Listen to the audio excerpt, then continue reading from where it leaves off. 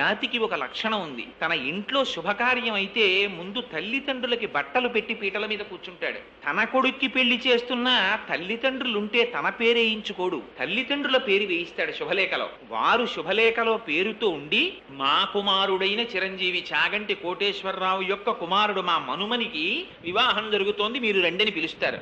అలా పిలవడం తనకి అదృష్టహేతువుగా భావిస్తాడు. ఇది రామాయణం నేర్పింది, రాముడు నేర్పాడు. రామాయణం ఎందుకండి చదవడం, రామాయణం ఎందుకు వినడం? రామాయణం అంటే అసలు వాల్మీకి మహర్షి పెట్టుకున్న పేరు రామాయణం కాదు. ఆయన పెట్టుకున్న పేరు సీతాయాశ్చరితం మహత్ పౌలస్త్య వధ. ఇది ఆయన పెట్టుకున్న పేరు. కానీ దాన్ని రామాయణం చేశారు తరువాత. ఇవాళ ఏమండి సీతాయాశ్చరితం మహత్ చెప్తాను నేను అంటే అది ఏ పుస్తకం అండి అని అడుగుతారు చాలా మంది. కానీ రామాయణం చెప్తున్నారండి అంటే వెంటనే అర్థం అవుతుంది. ఎక్కడి నుంచి వచ్చింది ఈ పేరు? ఆయనము అంటే కదలిక అని అర్థం. కాలం రెండుగా కదులుతుంది. అదే ఉత్తరాయణము దక్షిణాయనము అని మనం పిలుస్తూ ఉంటాం. ఆయనం అంటే కదలిక, రాముడి కదలికట రామాయణం అంటే. ఏమిటి రాముడి కదలికకి అంత గొప్పతనం ఏమిటి? మనం కదలటల్లా, మన కాలు తీసి అలా వేస్తే కదలిక. కానీ రాముడు కదిలితే రామాయణం అని దాన్ని ప్రత్యేకం పిలిచారు. ఏం అలా పిలవడం ఎందుకు?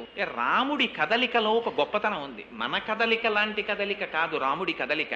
రాముడు ఒక కాలు తీసి వేస్తే సత్యం, ఇంకొక కాలు తీసి వేస్తే ధర్మం. సత్యాన్ని ధర్మాన్ని రెండు పాదములుగా పెట్టుకుని నడిచాడు ఆయన. ప్రతి మనిషి ఇలా నడవాలనేటటువంటిది రాముని యొక్క జీవితంలో ఉన్న సందేశం. అందుకే రాముడికి మిగిలిన వాటితో సంబంధం ఉండదు. రాముడికి కావలసింది జీవితంలో ఎప్పుడూ సత్యము ధర్మమే. ఇది ఎక్కడ ప్రారంభమైందో తెలుసా అండి విచిత్రం? బాలకాండలో దశరథ మహారాజు గారు కూర్చున్నారు. కూర్చుని కొడుక్కి పెళ్లి చేయాలని ఆయనకు ఆలోచన వచ్చింది. ఆలోచన వచ్చి మంత్రులతోటి దగ్గర ఉన్నటువంటి ఋషులతోటి వశిష్ఠ మహర్షితోటి మాట్లాడుతూ ఒక మాట అన్నారు. నాకు పిల్లలు పుట్టారు, 9 కుమారులు, వాళ్ళకి యుక్త వయస్సు వచ్చింది, వివాహం చేద్దాం అనుకుంటున్నాను అన్నారు. ఇలా ఆయన అన్నారు. తస్య చింతయమానస్య మంత్రి మధ్యే మహాత్మనః అభ్యాగచ్చన్ మహాతేజ విశ్వామిత్రో మహారుషి అన్నారు వాల్మీకి. ఇలా అనుకున్నారయ్యా పెళ్లి చేద్దామని, విశ్వామిత్రుడు వచ్చాడన్నారు. వెంటనే అక్కడ ద్వారపాలకులు పరిగెత్తుకొచ్చి మహాప్రభో విశ్వామిత్రుడు వచ్చాడన్నారు. విశ్వామిత్రుడు అంటే అప్పటి వరకు కోపానికి ప్రతీక, శాపానికి ప్రతీక. భయపడి దశరథ మహారాజు గారు పరిగెత్తుకుంటూ వెళ్లారు, పాదోదకం ఇచ్చారు, తీసుకొచ్చారు, ఉచితాసనం మీద కూర్చోపెట్టారు. అసలు అడగల విశ్వామిత్రుడు ఏమీ నోరు విప్పి. ఈయనకే భయం లోపల. కోపిష్టివాడు ఎవరైనా ఇంటికి వచ్చాడు అనుకోండి ఏమంటాడో అని ముందు ఈయనే మాట్లాడేశారు. మీరు రావడమే చాలా గొప్పండి, మీరు వచ్చారు, ఎంత అదృష్టం మాకు, మీకు ఉచితాసనం బాగుందా, మీకు ఏం కావాలి, మీకు ఏం కావాలంటే అది ఇచ్చేస్తాను, మీకు ఏం కావాలో చెప్పండి, మీకు సేవ చెయ్యడమే నా జన్మకి గొప్ప అదృష్టం అన్నాడు. అన్ని విని ఆయన అన్నాడు, అబ్బా ఎందుకంటే అన్ని విషయాలు చెప్తున్నారు.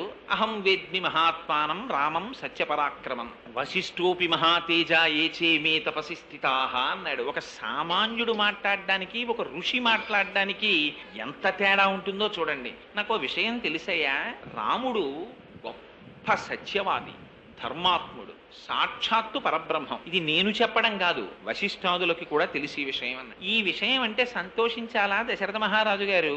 ఉలిక్కి పడాలా? ఆయన ఉలిక్కి పడ్డాడు. కొంప తీసి రాముణ్ణి పొగుడుతున్నాడు ఏమిటి, ఆయన్ని కానీ ఇమ్మంటాడా ఏమిటని. ఎందుకంటే ఆయనకి పుత్రవాత్సల్యం, కొడుకుని ఇమ్మంటాడేమోనని భయం. అందుకని ఆయన అన్నాడు, ఇవ్వను అని ముందే చెప్తే ఇప్పటిదాకా ఇస్తానన్నామంటాడేమోనని. ఊనషోడశ వర్షో మే రామో రాజీవలోచనః నయుద్ధ యోగ్యత మస్య పశ్యామి సహరాక్షసై అన్నాడు. యాగం చేస్తున్నానయ్యా, దాన్ని రక్షించడానికి మీ పిల్లలిద్దరినీ పంపిస్తా ఏమిటన్నాడు ఆయన. ఇప్పటి వరకు ఏం కోరితే ఇస్తానన్నాడు దశరథ మహారాజు గారు. తీరా రామలక్ష్మణులు నిమ్మంటే ఇవ్వను అంటే విశ్వామిత్రుడు చెప్పిస్తాడేమోనని చిన్న శ్లేష మొదలెట్టాడు అందులో. ఊనషోడశ వర్షో మే రామో రాజీవలోచనః.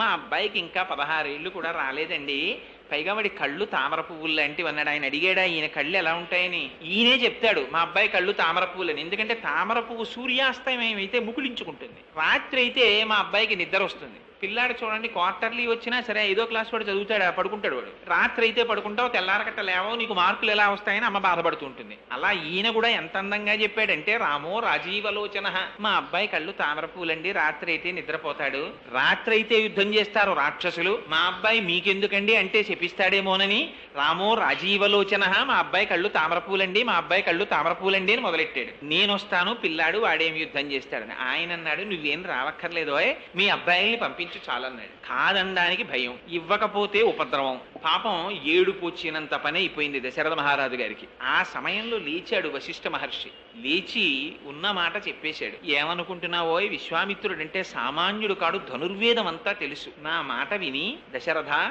రాముణ్ణి పంపించు అన్నాడు. వెంటనే సపుత్రమూర్ధ్యుపాఘ్రాయ రాజా దశరథ ప్రియం దదౌ కుశికపుత్రాయ సప్రీతేన అంతరాత్మన. రామాయణం అంతా ధర్మమేనండి. బ్రహ్మస్థానమునందు ముద్దు పెట్టుకున్నట్టు. ఒక వయసు వచ్చినటువంటి పిల్లల్ని ఎక్కడ పడితే అక్కడ ముద్దు పెట్టుకోకూడదు. అందుకని బ్రహ్మస్థానమునందు ముద్దు పెట్టుకుని పంపించట. పంపిస్తే తీసుకెళ్ళాడు.